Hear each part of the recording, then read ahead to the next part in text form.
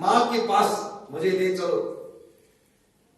मायावती ने प्रद्युम्न को वहां से अपनी जो मायावी विद्या है उस विद्या के प्रयोग करके उसी क्षण द्वारिकापुरी में पहुंचाए। मायावती ने अपनी माया से द्वारिकापुरी में ले जाकर के प्रद्युम्न को उस घर में जहां रुक्मिणी जी बैठी थी वहीं द्वार में ले जाकर के छोड़ दिया और भगवान जी भी उस समय में वहीं थे। जान पहचान कराए। जान पहचान कराने के बाद में रुक्मिणी जी के आंखों से अश्रुपात हो रहे थे कि मैं अभी अभी बच्चा होने के बाद में प्रसूति के जो कष्ट से बाहर भी नहीं निकली थी, शरीर शिथिल अवस्था में था। उस समय में कोई आकर के हरण करके ले गया था मेरा पुत्र। उस दिन से लेकर के आज तक मेरे आंखों से जो अश्रुपात है बंद ही नहीं हुए थे। कभी न कभी तो मेरा पुत्र वापिस आ जाएगा, इसी इच्छा से आस करके मैं बैठी थी। आज भगवान की कृपा मेरे ऊपर हो गई और मेरा पुत्र मिल गया। प्रद्युम्न बहुत ही सुंदर थे, तो प्रद्युम्न को अपने गले से लगाया। भगवान श्री कृष्ण सब कुछ जानते थे कि मेरे ही ये लीला का हिस्सा है, क्योंकि समरासुर बड़ा दुष्ट था। समरासुर को मारना केवल प्रद्युम्न के हाथ में था, उसके अलावा कोई दूसरा उसकी हत्या नहीं कर सकता था। इसलिए मैंने ही ये सब किया था। अब सांत्वना दिया। आगे भगवान श्री कृष्ण ने रुक्मिणी जी को परिवार के साथ, क्योंकि बेटा भी मिल गया, बहू भी मिल गई, अब तो बड़े खुश होकर के सब रहने लगे। भगवान श्री कृष्ण ने और भी बहुत सारे काम करने थे और कई सारे काम भगवान ने करना है। तो यहां एक सत्राजित करके जो सूर्य का भक्त था, तो सत्राजित जो है भगवान सूर्य के तपस्या करते करते करते करते ऐसा भक्त बन गया कि सूर्य की कृपा से उसका शरीर ही सूर्य जैसा चमकने लगा। और जब भगवान कृपा करते हैं तो असंभव कुछ भी नहीं है। भगवान ने एक मणि दिया, सूर्य की कृपा से प्रसन्न होने के बाद में लो इस सूर्य की इस मणि को तुम अपने पास रखो। इस मणि को रखोगे तो ये मणि जो है प्रतिदिन 8 भार सोना, देख 8 भार सोना। 1 भार सोना कितना होता है आप लोगों को मालूम है? 1 भार सोना 20 तोले। 20 तोले के बराबर 1 भार है। 20 तोला सोना का 1 भार और 8 भार सोना प्रतिदिन वो जो मणि दिया करता था, तो कितना हुआ? 160। 1 तोला सोना जो है आज के दिन में 50-55 हजार का है, तो 8 भार सोना मतलब 160 तोले सोना। इसकी बिक्री करने से कितना धन होता है? तो बड़ा खुश था। क्या वो मणि घर में ले जाकर एक स्थान बनाया हुआ था उसने। एक दिन क्या हुआ कि उसका भाई प्रसेन था उसका नाम, उसने उस मणि को, भाई इधर उधर कहीं गए थे, मौका पा करके उस मणि को उठा करके रस्सी से कुछ बांध करके अपने गले में धारण कर लिया। गले में धारण करके एक घोड़ा बना हुआ था, उस घोड़े के ऊपर सवार होकर के यात्रा करने के लिए निकल पड़ा। अब चलते चलते थोड़ा हल्का का संध्या हो गया। संध्या के टाइम में जंगली शेर जो बाघ है उसने घोड़े को देखा और ऊपर को देखा तो जैसे उस प्रसेन के शरीर में उसका नेत्र पड़ा शेर का, तो ये जो मणि जो है एकदम चमक रहा था। मणि के चमक को देख करके एकदम आकर्षित आक्रमण करने के प्रयास से जाकर के पहले तो उसने घोड़े को मारा और प्रसेन को भी वहीं समाप्त कर दिया। घोड़ा और प्रसेन को मारने के बाद में वो चमकता हुआ जो मणि है उसको शेर वहां से पकड़ करके अपने मुंह पर पकड़ करके दौड़ करके आगे जा रहा था, जंगल के तरफ जा रहा है, क्योंकि मणि के प्रकाश के प्रभाव से पूरा जो जंगल है रास्ता जो है प्रकाशमान हो रहा था। रात्रि समय में जंगल को इतना प्रकाश करते करते क्या आ रहा है, उधर एक भालू था जाम्बवा। तो उस भालू ने देखा कि जंगल का राजा शेर ऐसे लेकर के जा रहा है, प्रकाशमान कोई चीज लेके जा रहा है। अब तो वो भालू भी छोड़ने वाला कहा था, उसने जाकर के एकदम पकड़ लिया, आक्रमण किया और आक्रमण करके उसकी हत्या कर दी। इससे पूर्व में क्या हुआ था कि भगवान को दोष क्यों लगा, इसके बारे में मैं आपको बताता हूं कि एक दिन भगवान जी द्वारिका में थे। द्वारिका में नए नए ये राज्य बसाया था।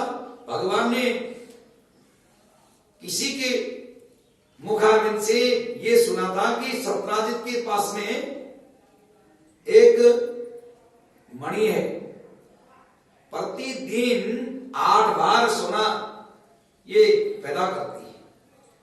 तो एक दिन बातों बातों में भगवान ने इतना कह दिया था कि आपके पास में इतना सुवर्ण पैदा करने वाला जो मणि है, उस मणि को कुछ दिन के लिए शासन के मतलब ये राज्य की सेवा के लिए लगा दीजिए, मुझे दे दो। ऐसे नहीं बोला कि आप जो मणि जो 8 बार सोना देता है उसका थोड़ी दिन कुछ वर्ष राज्य के लिए, राज्य के कोष को बढ़ाने के लिए आप प्रयोग में लगा दे। उस समय में उसने माना नहीं। उस दिन कुछ ही दिन पहले बात हुई थी और कुछ दिन के बाद में ये प्रसेन जो गायब हो गया।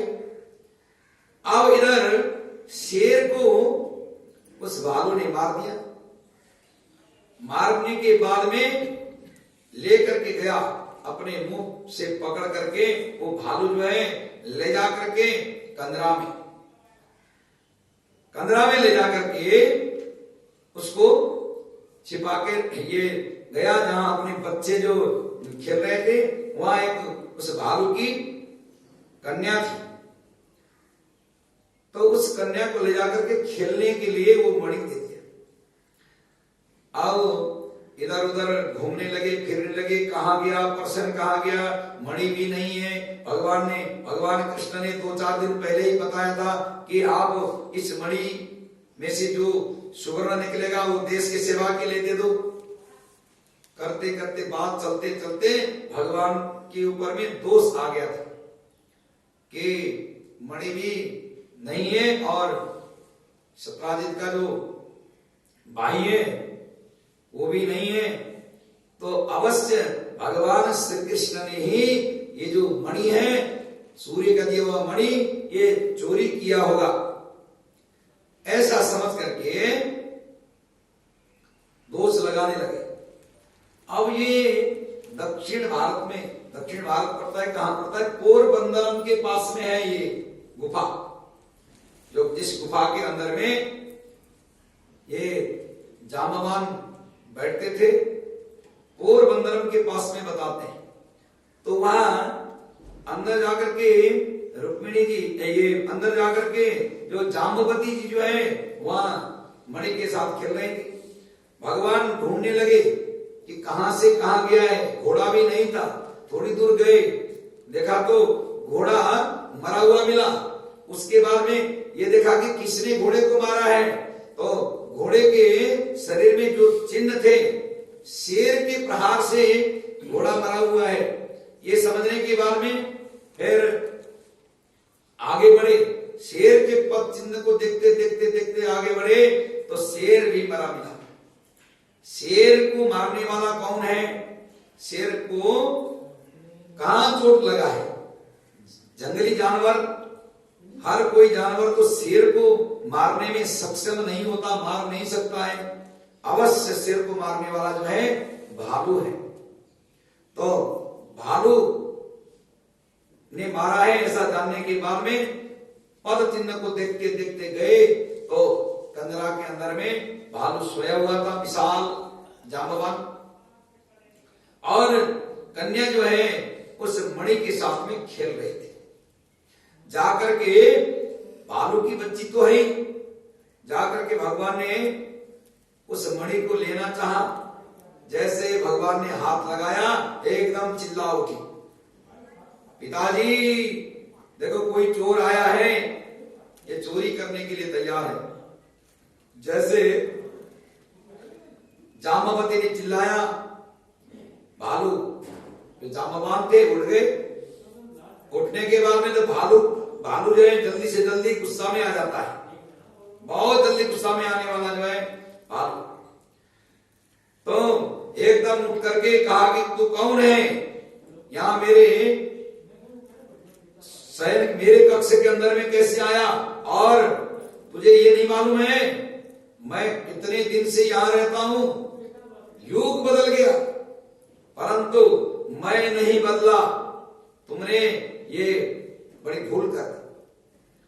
इससे पूर्व में जो साथ में गए थे, साथ में उनके भगवान कृष्ण के साथ में मणि ढूंढने के लिए जो साथी गए थे, साथियों को भगवान ने जब कंदरा के अंदर में घुसने लगे थे तो उन्होंने ये कहा था कि आप लोग वापस चले जाइए, मैं ढूंढने के बाद में आता हूं। अब तो भगवान के सामने युद्ध करने का मन बना लिया जांबवान ने। क्यों? ये भी पूर्व जन्म की इच्छा थी। भगवान राम जी बड़े प्रेम के साथ में युद्ध करते थे, किसी को अहम भाव नहीं दिखाते, अहंकार नहीं करते, और जो भगवान राम जी के पास आना चाहता उसको राम जी छोड़ते भी नहीं थे। जांबवान उस समय में बड़े बलवान थे, जैसे हनुमान वैसे ही जांबवान भी थे।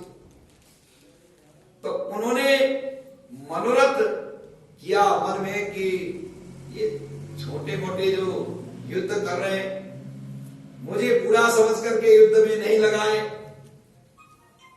मैं यदि युद्ध करता भगवान के साथ, तब ताकत वाला युद्ध करता है तो क्या होता है भगवान को पता चलता है। भगवान से युद्ध करने का मन था, तो त्रेता युग में युद्ध कर भगवान से युद्ध करने का मन, भगवान ने तथास्तु कह दिया था वही कि मैं द्वापर युग में कृष्ण बन करके जन्म लूंगा, उस समय में तुम्हारा जो मनोकामना है उसको भी पूरा कर दूंगा। तो द्वापर युग में जब तक भगवान जी नहीं पहुंचे तब तक जांबवान कंदरा में बैठे रहे, इंतजार करते रहे कि कैसा भक्त है। देखिए कोई चरण दबा करके भगवान का सेवा करता है, तो कोई युद्ध के द्वारा भगवान से युद्ध करके मुक्ति चाहता है। तो जांबवान कई दिन तक युद्ध किया। भागवत में तो यहां तक आया कि 27 दिन तक उनकी युद्ध चली है। उधर घर में पता चला कि भगवान बहुत दिन से गए, वापिस आए नहीं। ऋषियों के पास जाकर के पत्र दिखाया कि मेरा पुत्र जो है कहां गायब हो गया, सत्राजित को ढूंढने के लिए गया था, सत्राजित के भाई को ढूंढने के लिए गया था, परंतु उसका भाई परसेन भी मरा मिला, शेर भी मरे हुए मिले, और आगे गए थे भगवान अभी तक वापिस नहीं निकले, क्या हुआ पता नहीं। तो देवकी और वसुदेव को बहुत चिंता हुआ। उन्होंने देवी भागवत ग्रंथ, जो मां भगवती का जो देवी भागवत है, उस देवी भागवत के पाठ प्रारंभ कर दिया। 9 दिन में पूर्ण होने वाली देवी भागवत का पाठ किया। जैसे एक भागवत है, भागवत जैसा ही 18,000 श्लोक वाला देवी भागवत है, देवी जी के भागवत। देवी भागवत की कथा को किया, मां भगवती से प्रार्थना किया कि मेरा पुत्र सकुशल वापस आ जाए। मां भगवती प्रसन्न हो गई। अब आशीर्वाद उनको दिया कि तुम्हारा पुत्र जो है सकुशल लौट आएगा। 27 दिन तक युद्ध करने के बाद में कोई भी नहीं थकता है। कभी भगवान जी उसको पटक देते हैं, तो कभी जामवान भगवान को ही पीछे कर देते। करते करते कहा कि राम जी के अलावा, जामवान कहता है कि राम जी के अलावा कोई मुझे हरा नहीं सकता था। तुम कौन हो? साधारण मनुष्य नहीं हो सकते, कोई यक्ष गंधर्व किन्नर इनमें से भी कोई नहीं हो सकते तुम, कोई देवता भी नहीं हो सकते, देवराज इंद्र भी तुम नहीं हो सकते, रूप बदल के क्या हो, ऐसा भी संभव नहीं है। क्योंकि राम के अलावा मुझे इतने दिन तक युद्ध में टक्कर देना, बराबरी में आना, ये तो कोई संभव नहीं था। आप मेरे राम हो सकते हैं, लक्ष्मण जी भी नहीं, राम हो सकते हैं आप। अब मुझे याद आया कि त्रेता युग में आपने मुझसे युद्ध क्यों नहीं किया।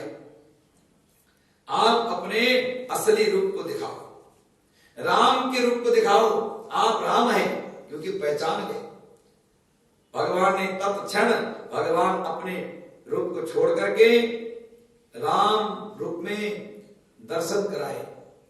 राम रूप में उसने दर्शन किया कि प्रभु मैं अब कृत हो गया हूं। अब भगवान फिर कृष्ण रूप में आकर के बोले कि जामवान तुम्हारा कल्याण हो। अब ये मणि मैं अपने लिए नहीं ले जा रहा हूं, जिस मणि की वजह से मेरी दुर्नाम हो गई।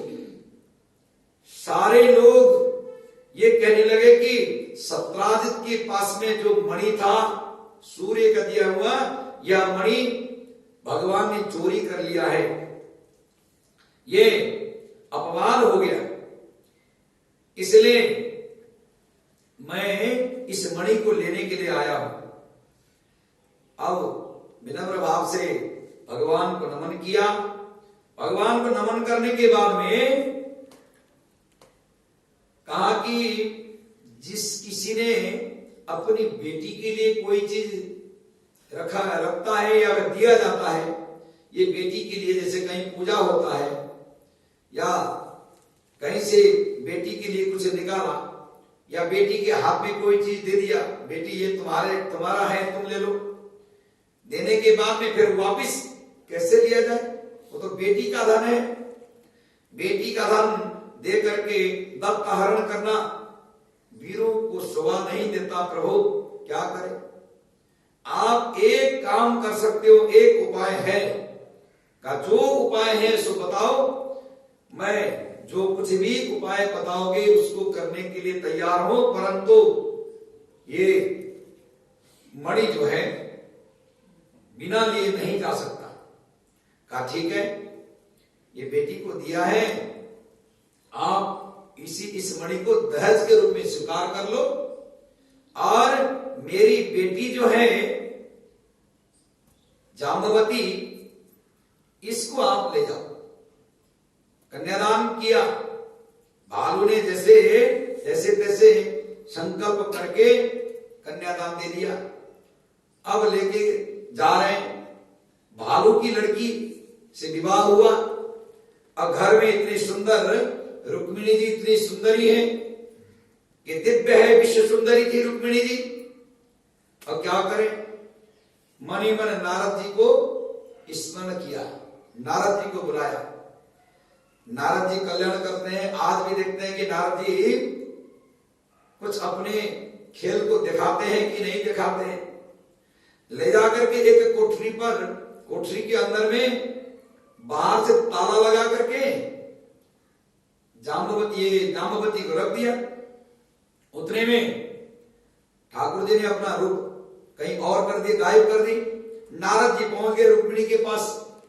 नारद जी आकर के कहते हैं कि मैया ठाकुर जी कहाँ हैं, मैं बड़े दूर से आया हूं, जरूरी मिलना था। कहा कि बहुत दिन से गए, अभी वापस नहीं आए। ऐसा नहीं हो सकता, ये जो कोठरी है इसमें ताला कब से लगा है? कहा ये तो मैंने ध्यान ही नहीं दिया कब से लगा है। आप चली गई माता, आपको भगवान ने छल कर दिया। कहा आप बहुत सुंदरी हैं, और आपसे तो ये कहा था कि आपसे ज्यादा मैं संसार में किसी को चाहता ही नहीं। इतना कहा था ना आपसे? हाँ, ये तो कहा था, वार्ता हुई थी। वहां से आने के बाद में जब ठाकुर जी ने द्वारिकापुरी में आकर के पानी गर्म संस्कार किया, उसके बाद में मैंने अभी बताया था ना कि वार्ता हुई है आपस में। तो तुम मुझे कितना चाहते हो, क्या करते हो, इसके बारे में पूरी एक अध्याय में कहानी है भगवान कृष्ण और रुक्मिणी जी की वार्ता। तो वहां जो कुछ भी कहा था, क्योंकि भगवान ने पहले ही ये लीला रचने के लिए वहां रुक्मिणी जी के साथ में वार्ता रखा था, सब बात पहले ही कर दी। तो इधर नारद जी ने भटका दिया कि मैया ये भगवान कुछ भी कर सकते हैं, राजा महाराजा है, एक शादी तो क्या कई शादी, हजारों शादी कर सकते हैं। मैंने तो सुना है कि यदुवंशी लोग जो है बहुत सारे शादियां करते हैं, हजारों के तादाद पर शादियां कर सकते हैं। तो कहीं भगवान ने आपसे सुंदरी, कोई आपसे भी ज्यादा सुंदर कन्या कहीं मिली हो और विवाह करके ला करके उस कोठरी में बंद कर रखा हो? कहा भी खोले? नहीं, ताला तोड़ना भी नहीं। आप एक काम करो, हाथ में जल लो और जल लेकर के ऐसे छींटे मार दो कि चाहे जितनी भी सुंदरी हो, विश्व सुंदरी हो, कैसी भी सुंदरी हो, मेरे जैसे ही हो, मेरे से ज्यादा सुंदरी ना हो। ऐसे करके तुम आप छींटा मार दो, बस हो गया। बराबर है, दो सेब है तो ये सेब ले, ये सेब ले, बराबर है तो कोई भी किसी में बराबर ही तो माया प्रेम रहेगा। इसलिए आप ऐसा काम करो ना। भगवान ने इतना बुद्धि दिया नारद जी ने, और रुक्मिणी जी ने पानी लेकर के छींटी मार दी बाहर से। अंदर रखा था भालू की पुत्री, भालू के रूप में बाहर से छींटे लगा दिए। छींटे लगा करके ठाकुर जी आ गए कि कहीं गया था, बहुत देर हो गई। कहा प्रभु आप कहाँ गए थे? तो बात हुई कि कोठरी खोला, मैं ऐसे ऐसे गया था, तो बात तो खुली गई। जब दरवाजे खोले तो एकदम सुंदरी, जैसे रुक्मिणी है वैसे ही। बोलिए सत्यभामा रमण की जय, बोलिए राधे राधे। आगे जाकर के सत्यभामा से विवाह हुआ। ऐसे ही मित्रवृंदा से विवाह हुआ। भगवान जी ने उनको इस तरह से विवाह किया था। मित्रवृंदा से भगवान जी ने विवाह किया। उसके बाद में 8 रानियों से विवाह जो किया है, सत्या है, नागरी जीती है, मित्रवृंदा है, और ऐसे कई सारे जो पटरानियां हैं। उनमें से जब ठाकुर जी एक दिन ये सब विवाह हो गया, 7 विवाह होने के बाद में जब ठाकुर जी को लगा कि मैं इंद्रप्रस्थ नगरी में बहुत दिन पहले गया था और कई दिन हो गए मैं ये इंद्रप्रस्थ नगरी में आया नहीं। इंद्रप्रस्थ नगर में धर्मराज युधिष्ठिर रहते थे। अब अर्जुन भी साथ में थे। भगवान जी इंद्रप्रस्थ नगर में आ गए। यहां आकर के भगवान जी को लगा कि यमुना जी के किनारे पर मुझे जाना चाहिए। यमुना जी के किनारे पर घूमने के लिए आ रहे थे। घूमते घूमते सूर्य की पुत्री का नाम था कालिंदी। कालिंदी कालिंदी जो है तपस्या करते करते हट कर बैठी, जिद कर बैठी कि मैं विवाह करूंगी तो उसी काले कृष्ण से विवाह करूंगी, अन्य किसी को वर के रूप में स्वीकार नहीं करूंगी। ऐसा जिद करके यमुना के किनारे तपस्या में बैठी हुई थी। अब जब आज भी बोलते हैं ना लोग इंद्रप्रस्थ पार्क, इंद्रप्रस्थ को घूमते घूमते, क्योंकि इस इंद्रप्रस्थ का प्राचीन काल का जो नाम है खांडव वन, खांडव वन था। कई लोग नहीं जानते क्योंकि प्राचीन काल की बात है। खांडव वन करके इसका नाम था। तो खांडव वन में आकर के वहां बड़े बड़े सांप आदि थे, अजगर आदि थे, उन सबको संहार किया है अर्जुन आदि ने। फिर जब यमुना जी के किनारे घूमते घूमते इंद्रप्रस्थ में ठाकुर जी आए तो देखा कि बड़ी सुंदरी है, तपस्या करके बैठी हुई। अर्जुन को भेजा, कोई ना कोई सूत्र चाहिए वार्ता कराने के लिए, मित्रता कराने के लिए। अर्जुन जाकर के देखो ये कन्या जो है बड़ी सुंदर लगती है, इसकी कामना क्या है, जाकर के पता करो। अर्जुन को भेजा। अर्जुन ने जाकर के पूछा कि आप कौन हो? आप इस जंगल में नदी किनारे अकेली तपस्या करके बैठी हो, कारण क्या है बताइए? कहा कि मैं सूर्य की पुत्री हूं और मेरा नाम है कालिंदी। अब भी कालिंदी कुंज करके यहां जगह है, मेरा नाम है कालिंदी। मैंने एक प्रण कर रखा है, मैं किसी के पास जाऊंगी नहीं, किसी से बोलूंगी नहीं विवाह कराने के लिए, परंतु भगवान यहीं आकर के मुझे पाणी ग्रहण करेंगे, विवाह करेंगे, ये मेरा संकल्प है और मैं इस संकल्प को पूरा करूंगी। अर्जुन ने जाकर के जो कालिंदी ने बताया था वो सारे भगवान को बता दिया कि ऐसी ऐसी बात है। तो ठाकुर जी ने कहा कि इसमें फिर क्या देरी है, अब तुमने मित्रता कराई दी, अब जान पहचान हो गई है, तो जाकर के पाणी ग्रहण संस्कार करते हैं। तो विवाह यमुना जी के किनारे ठाकुर जी ने कालिंदी के साथ में विवाह के बोले कालिंदी रमण भगवान की जय। आगे भद्रा लक्ष्मण आदि से भी विवाह हुआ। ये 8 टोटल 8 विवाह भगवान ने अपने विधि विधान से किया है, किसी को जीत करके, किसी को भगा करके। अब एक भौमासुर नाम का बड़ा बलवान ताकतवर जो दैत्य असुर था, तो उसने अपने आसपास में जितने जो राजा लोग थे उन राजाओं को बंदी बनाना शुरू कर दिया। एक देश को छोटा देश, पहले तो भारत बहुत छोटे छोटे देशों में बटा हुआ था। उस भौमासुर ने कितने राज्य को जीता था, कितने राजाओं को बंदी बना रखा था, ये जानने वाली बात।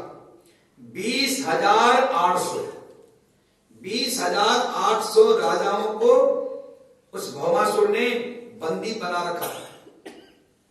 अब भगवान ने जाकर के युद्ध में भौमासुर को जीता है और भौमासुर को जीतने के बाद में वो भौमासुर और एक काम करता था कि राजाओं की जो सुंदरी सुंदरी जो कन्याएं हैं, अच्छी अच्छी जो सुंदरी देखने में अच्छी लगे, उन कन्याओं को राजा से जबरन छीन लेता था, खींच लेता था और ले जाकर के कोठरी में बंद कर देता था। कन्याओं राजकुमारी को बंद करते करते करते करते 16,100 पूरा कर दिया। 16,100 कन्याओं को बंद कर दिया था। और जैसे राजा को जीतता, राजा को ले जाकर के एक जेल में बंद कर देता, कन्याओं को ला करके दूसरी जगह में बंद कर देता। भगवान ने उस भौमासुर को जीता है। भौमासुर के बंदी से बंधन से उन राजाओं को मुक्त किया भगवान ने। 20,800 राजाओं को मुक्त किया। उसके बाद में जो 16,108 विवाह तो पहले ही हो चुके थे भगवान जी के, 16,100 जो कन्याएं थी, उन कन्याओं को कहा कि अब आप फ्री हैं, अब आप लोग जहां जाना चाहो तो जा सकते हो, जा सकती हो। जैसे भगवान ने भौमासुर को मारा या भौमासुर को उत्तम स्थान प्रदान किया तो पृथ्वी बहुत खुश हो गई, क्योंकि ऐसे ऐसे राजा होते हैं, उन राजाओं के कर्तव्य से, कर्म से पृथ्वी डर जाती थी। पृथ्वी बहुत डर गई। यहां जाकर के पृथ्वी ने भगवान श्री कृष्ण की स्तुति की है। 10वें स्कंद के 59वें अध्याय में जाकर के पृथ्वी ने, यहां भूमि ने प्रार्थना किया है भगवान को, नमस्ते देवदेवेश शंख चक्र गदाधर भक्तिक्षु पात्रूपाय परमात्मन नमोस्तुते नमः पंकजनाभाय नमः पंकजमालिने नमः पंकजनेत्राय नमस्ते पंकजांग्रये। हे भगवान, आपको बारंबार नमस्कार है। हे प्रभु, नमो भगवते तुभ्यं वासुदेवाय विष्णवे पुरुषाय विधिया दिविजाय पूर्ण बोधायते नमः। आप अजन्मा होते हुए भी बार बार जन्म लेते हो भक्तों के कल्याण के लिए, भक्तों के मनोरथ को पूर्ण करने के लिए आपने जो रूप धारण किया है, आपको नमस्कार है। हे प्रभु, आपने भूमि भार, पृथ्वी के भार को हरण किया है, इसलिए मेरे ऊपर में जो कष्ट था, भौमासुर जैसे असुरों ने पृथ्वी मतलब मुझको बहुत अपवित्र कर रखा था, आपने इसका संहार करके मेरा कल्याण ही किया है। तो भगवान जी की स्तुति किया पृथ्वी ने। उसके बाद में कहा, उन 16,100 जो कन्याएं थी, राजकन्याएं, उनको कहा कि आप लोग अब स्वच्छंद हैं, आप फ्री हैं, आप कहीं भी जाना चाहो आप जा सकते हो। तो उन्होंने कहा कि हम जाएं तो कहां जाएं, जाएं तो कहां जाएं? भगवान ने तो अनेक काम किया है। इससे पूर्व में भी जो जरासंध